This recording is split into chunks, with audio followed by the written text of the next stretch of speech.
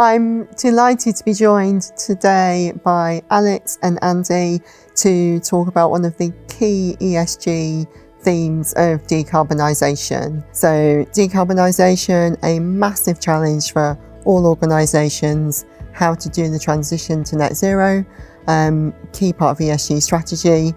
What role does tax have to play? Come to you, Alex. Yeah, it is a really big challenge, and tax leaders and tax teams can actually play a really critical role in that transition. It's for tax teams who can identify funding opportunities which can drive investment in emerging technologies, but also the tax teams can flag upcoming risks around new taxes that are on the horizon. You know, we've seen plastic packaging tax recently and carbon taxes. So being part of the conversation early on in terms of steering that investment is really important. Andy? Yeah, if I take that from a slightly broader perspective, so tax policy will be really important to drive change towards net carbon zero. It definitely makes a change to consumer behaviour, and we've seen that in its most simple form, I guess, in the UK with plastic bag tax. So, you know, people having to pay 5p for a plastic carrier bag, that's definitely driven behavioural change. And the way tax policy is going is to move that from consumer-led change to business-led change. So some big tax policy decisions and changes and new taxes coming in, which will drive businesses to change the way that they do business and drive towards a net zero. Something which I must say businesses are really keen to do anyway. They're keen because their owners demand it, their employees demand it, their shareholders demand it, and most importantly, their customers demand it. So businesses are itching to change and drive towards net zero, but they'll be driven by tax policy. Yeah, I agree. Governments around the globe increasingly using tax levers to drive that behavioural change, both from a carrot and a stick perspective. If you could both look in your crystal balls, that'd be amazing.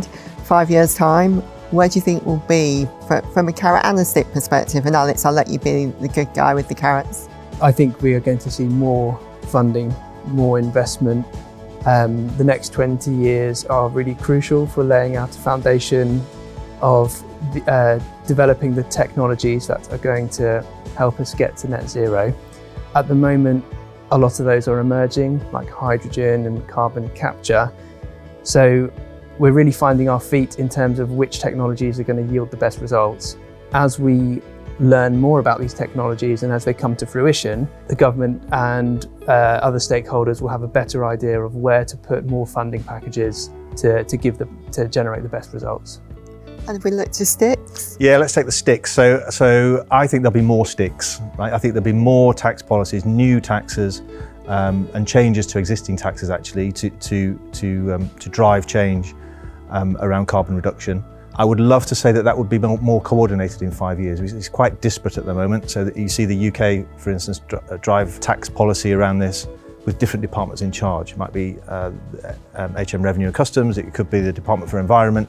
You'd love to see that a bit more coordinated, and the UK is a microcosm of the rest of the world. So EU, different policies in member states, the US, different policies around how they deal with it as well. So you'd love to see that more coordinated. I don't think that will be the case in 5 years, but going forward, this is a global issue and you'd hope there'd be global solutions and global taxes. Disparate, not great for tax teams. It really isn't. A number of disparate sticks, horror. What should businesses be doing now from a tax perspective to face into that world?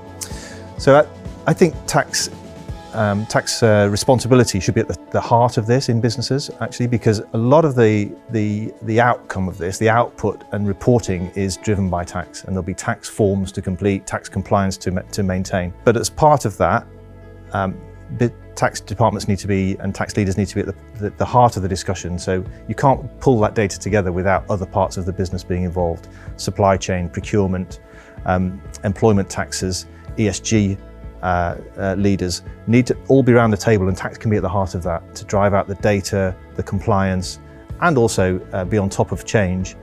Some of it which will be led by other parts of the business, but tax is really at the heart of that. Thank you. Tax people, super busy, always increasing busyness. What should they have on their to-do list, the top of their to-do list around decarbonisation? Well, two top things really, and it builds on what Andy said. The first is the tax team need to make sure they're connected with their business.